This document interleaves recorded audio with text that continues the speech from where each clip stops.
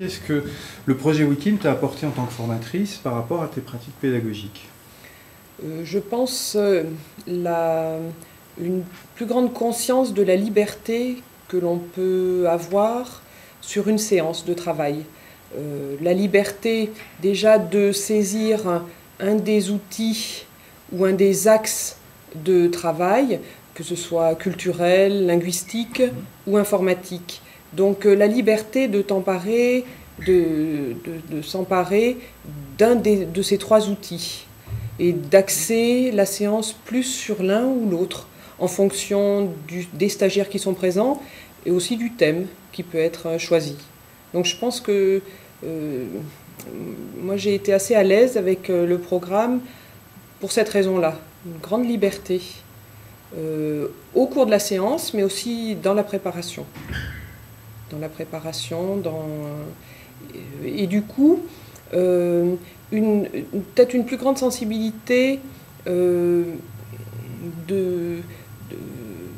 du stagiaire, c'est-à-dire je me suis sentie plus à l'écoute du stagiaire et de ses besoins. Donc, quelles sont les innovations apportées par le projet Wikim en termes de contenu de formation, de démarche pédagogique, d'initiatives associées?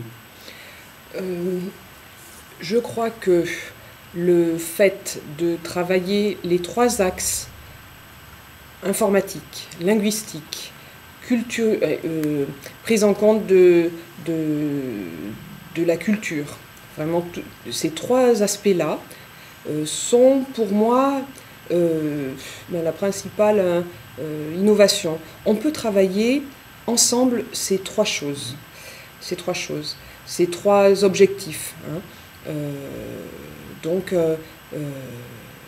Bien sûr, toujours en fonction du stagiaire, en fonction du thème, en fonction aussi de mes compétences.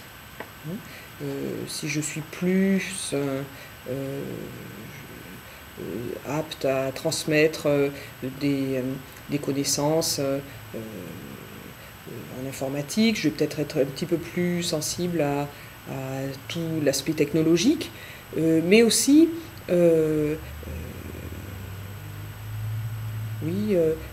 l'aspect linguistique est abordé, mais pas d'une façon classique, à travers l'informatique.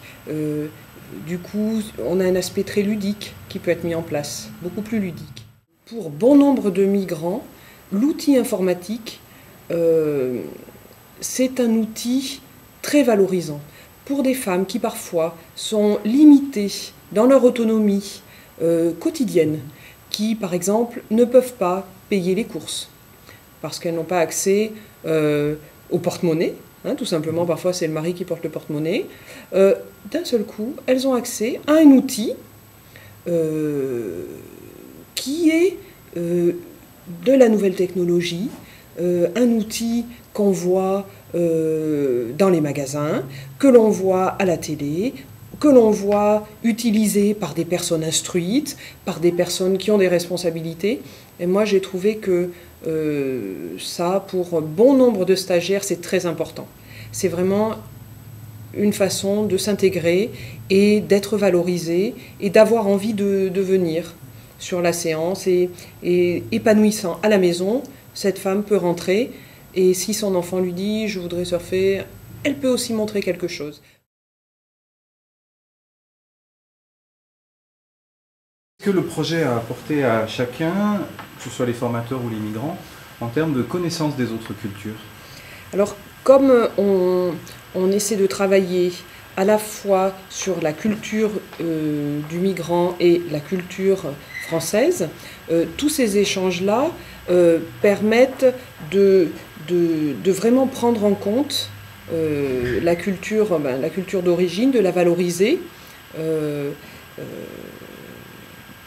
Donc, beaucoup d'échanges entre stagiaires. On fait sans cesse des relations avec la culture d'origine. Donc, là, les personnes entendent aussi des choses très concrètes sur les cultures des autres stagiaires. Lorsqu'on choisit par exemple un thème, fête de fin d'année, comment se déroulent les fêtes de fin d'année dans les différents pays, chacun entend ce qui se passe aussi ailleurs. Voilà. Donc ça, je pense que ça c'était bien. Pour le formateur, également, j'ai trouvé que dans le projet, on pouvait vraiment s'attacher à la culture d'origine. On pouvait davantage travailler dessus afin de mettre vraiment en confiance la personne pour pouvoir amener aussi des éléments de la culture française. Parce que c'est pas parce qu'on migre qu'on oublie sa culture, vraiment pas du tout.